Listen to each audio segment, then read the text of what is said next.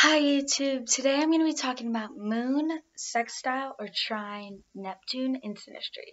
So a synastry aspect or chart is basically when we put two people's birth charts together and you get a bunch of aspects that indicate the strengths and weaknesses in a relationships. Now, if you have a moon, sextile, Neptune in a synastry chart or in a relationship, this is a very good aspect. It's more of a spiritual connection bond, and there is a lot of psychic connections in a sense. Now, the first thing about this one is that the moon person, that's the feelings, that's the emotions, that's who the person is at the core, and Neptune is the planet of disillusionment as well as all of that, and creativity as well. So the moon person is going to be very receptive of the Neptune's creativity. They find a lot of wisdom and knowledge through the Neptune person. Yeah. So the Neptune, okay, in a sense, these two are emotionally connected. They are able to sense what each other is feeling, even when they're not together. It's a very like psychic kind of bond in a sense. It's a very spiritual connection. So let's say these two are in different states. If one gets a funky mood out of nowhere, it's usually because the other person that they're in the relationship with is feeling bad or something happened to them. They're very receptive to each other's emotions. So, along with that, these two can dream about each other. Like, they can communicate through dreams. They can, like, know what each other's feeling without saying anything. They're very receptive to each other's emotions. If one person's thinking about about the other person's gonna pick up on those frequencies and those vibrations. It's a very spiritual connection in the sense where these two are kind of soul binded in a sense, or not binded but connected. I'm not saying that these two are meant to be together.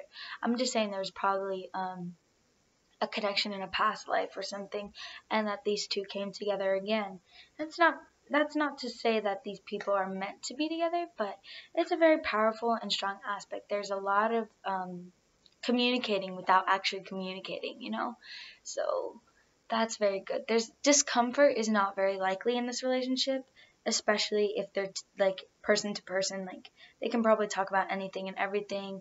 If they have to talk about their feelings, they will do that. And a lot of the time, they don't even have to talk about their feelings. They kind of just already know, or like they get the feeling of what the other person's feeling. Yeah, this is a very good aspect. They're very receptive. They're very open to each other. They're very communicative towards each other. Like, they don't even have to communicate to really communicate. They know what's going on at a glance in each other's lives, in a sense. They're able to pick up if someone really is, like, if the person's being like, yeah, I'm fine, but in reality, they're not actually, like, fine. They're able to sense that. Neptune is also the planet of disillusionment, so the moon person probably has a lot of high hopes for the Neptune person. The Neptune person probably commits to a lot of things that they can't, says that they'll do this and says that they'll do that, but really at the end of it they can't own up to it or something. It's all in the best kind of way, if they're like, oh yeah, I'll get you this, but in reality, like, they couldn't, or at least they tried or something, but they just wanted to prove themselves to the moon person. So the moon person can kind of wear a mask on and not see who the Neptune person is at the core. Although there can be a very deep connection, the moon person is gonna have some trouble seeing who the Neptune person really is, and maybe what the Neptune person's true intentions are. It's not necessarily always bad. I'm not saying that, like, oh, they're acting like a nice person, but really they're like an evil, like, frog. No, like, I'm saying that, like, if the moon person's like, yeah, I'm gonna be there and I'm gonna buy this for you and do this, or like, when we're together, I'm gonna see you every Friday or something, and then they don't own up to it, because, like, that's just a simple example, but like the Neptune person can sometimes reach their hand out so far when in reality they can't actually do that. It's just something like that, like little white lies, because they want to be seen in the moon person's eyes as someone that can, like, Like, if the moon person asks for something, like, yeah, I'll do it, yeah, I'll get it, yeah. But in reality, like, oh shit, how am I gonna do this? Like, I can't really do that, things like that. And so, like, the moon person sees the Neptune person as this all beautiful person, this person that has all the qualities that they want, but in reality, that may not always be the case. But it doesn't mean that, like, eventually the mask will come off and the moon person will see their true colors. Maybe when it's like just way too far into the relationship or far into, it could take years, it could take days, it could take weeks, it just really depends. But it's nothing that they can't control this. It's like they're naturally programmed to do this, and they're naturally programmed to see each other in the best light. They find comfort with each other very easily, in a sense, like, even when they're not together, they know, like, they're like, oh, they're thinking of me, oh, like, they want me, oh, like, and if someone's thinking about each other a lot, then they will start to have dreams about each other, and usually they can connect through other realms. It's crazy, and it's not something easy to believe in, especially if you're not necessarily into other realms, or like putting all your belief into this. Like, like, when people ask me, like, oh, what was my dream about, or does it have a meaning, I just say, yes, it had a meaning.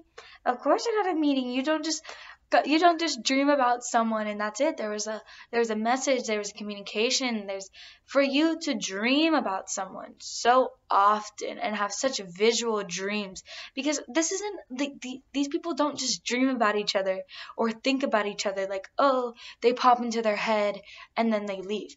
No, these people have full out fantasies and daydreams about each other, and like the dreams can be very visual at times and very vivid, as to when they wake up in the morning, they can literally recall what they dreamed about, or at least they can recall that this person was in their dream, or in that moment it felt like they were like lucid dreaming or something. In a sense, it's like they can kind of control what they're saying in the dreams. They can kind of like control their action in the dreams, because guess what? It's just you two connecting in another realm, but it's like in the same, but like you're fully conscious of what's happening. Subconsciously, you're fully conscious. That didn't make sense, but somehow it still makes sense. Yeah, sometimes it can be if there's a breakup or just a break from each other. At first there's like probably no communication and there's no necessarily thinking about each other, but then as time goes on, you start to pick up on each other a little bit more. It can be like, oh, like, at first there's no really thinking, and then the next few days, and you start to think about them, and then you really start to think about them, and then you start to have full out blown like dreams about them and stuff. And it's just kind of a way like saying like your souls miss each other, or your souls aren't done with each other yet. Kind of like, it's like, because this can be a relationship that has been in past lives, there's probably some unfinished business that hasn't been finished. And every time that you guys like dream about each other, it's just it's like your subconscious is, because at times like not a lot of people know about their past lives or know about what's happening or know like the situations that they need to finish. It's just life, that's just how it's gonna work, but subconsciously you do know, like, it's there. So these two souls come together and they're like, we have so much things that we have to finish and we need to talk about them, but we're not meant to be together. If that's the case, sometimes they're not meant to be soulmates. They're just meant to like connect. They're meant to be close. I'm not saying that they're meant to be together. There's just something that ties them very closely to each other, and that can be something that happened in a past life. It can be something that happened in this life, but it's just something that's meant to be explored and meant to be discovered, and it's something that's meant to be lived out. And don't get me wrong, if it turns into a relationship that's no longer anything, then don't get me wrong, it's good to get up and leave. But just as an advice person, I'm not saying you have to date this person or marry this person or be with this person, but I'm just saying maybe you guys are meant to be in each other's lives, or maybe you guys are meant to finish what you guys started in past lives, or maybe you guys are meant to build maybe a more, not because the spiritual connection and the emotional connection and the psychic connection is already there, maybe something more tangible, maybe something more physical, maybe something more like just more of this world and of this realm. Maybe that's what you guys came here to create. And I'm not saying intimacy, I'm saying anything necessarily, like anything, whether it be like a business, whether it be like an actual tangible friendship, that you guys built. Maybe you guys are meant to spend more time together.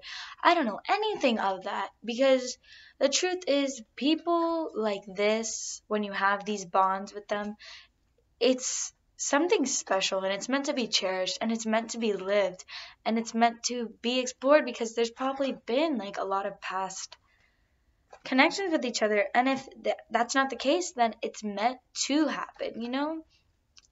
So yeah, that was my video for Neptune sextile moon in Synastry, and I hope you guys enjoyed. Leave any comments, questions, anything that you have. I know I have been a little bit slacking on answering comments, but I just do like a whole spree of videos, send them out, and then answer my comments. So I just let it accumulate, and then I answer it all at once. So I'll see you guys later. Bye.